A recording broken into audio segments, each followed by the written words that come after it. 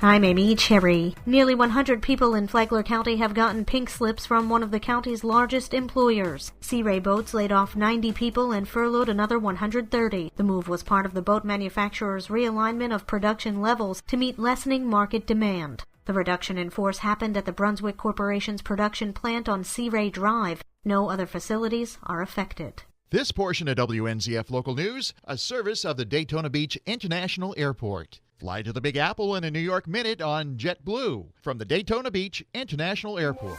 State lawmakers address business leaders in the community. Ben Smith reports. Over 100 people packed the Hilton Garden Inn in Palm Coast Thursday for the Common Ground breakfast put on by the county chamber. State Senator Travis Hudson and State Representative Paul Renner were on hand to talk about the goings-on in Tallahassee now that the legislative session is over and to discuss their roles and positions on various bills. Renner in particular discussed how team building will advance Flagler County's agenda. Leadership does matter, so we do need to think and work well with a broader geography towards those areas that we share in common. Chamber officials say the turnout was one of the largest so far in the series of breakfasts. For Flagler's Morning News, I'm Ben Smith. It's almost that time. Back to school. Mary Rose Hamilton has more. The annual Flagler Schools Back to School Jam returns to Flagler Palm Coast High School this weekend. It's designed to bring school information as well as community resources and services to one spot for our families. For example, the Flagler Education Foundation will provide polo-style shirts and backpacks for just $5 while supplies last. They will also have the school district's transportation department on hand to help families identify their buses and bus stops. A handful of hairstylists will provide free haircuts to students on site, and social service organizations will also have information tables. The Back to School Jam is tomorrow from 10 to 1 p.m. It will be held in the E.W. Anderson Athletic Center on the campus of Flagler Palm Coast High School, and it's free. The 2017-18 school year will begin August the 10th for Flagler County students. For Flagler's Morning News, I'm Mary Rose Hamilton. The final takeoff on runway 1129. It wasn't the smoothest ride in the world, but a restored World War II-era plane made the final journey down runway 1129 at the Flagler Executive Airport. Airport Director Roy Seeger says they're retiring the runway in favor of the largest project the airport has ever taken on. Built a brand new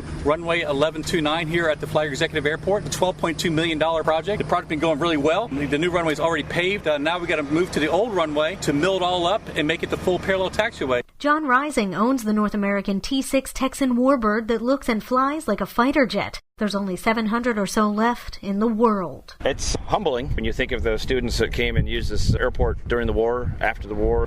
The people who have flown off of this airport, learned to fly on this airport, have used this runway, hundreds of thousands or more of takeoff. To be the last one is pretty humbling.